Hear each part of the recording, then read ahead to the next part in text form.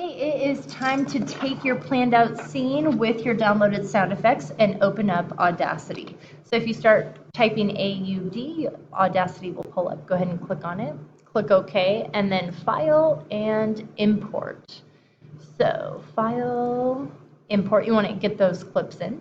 So I saved my clips when I was on Chrome, and if you save them when you're on Chrome or hit download, then they just go to a file called downloads. You would click on desktop and your name, and then from there you'll find the download folder. So I've got a few of my clips here that I want to import.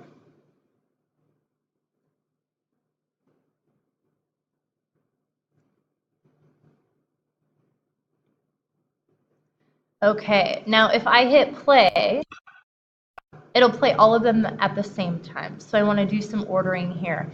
I want to take my time shift tool and I want to move my different clips around so that I can tell a story with them. And now when I hit play, I can see what it sounds like.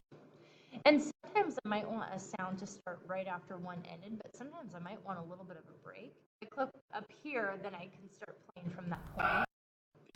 Okay, and I like that break so that I have time to maybe check out my next action.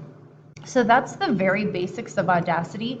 If you realize that you imported in the incorrect order and you're like, oh, I actually want cheers to be first, you can click on the drop down and say move track up or down, and that will flip that. But just keep in mind that that sound is still coming second, not first. So if you wanted it to come first, you would drag it over and drag your next one to the correct spot.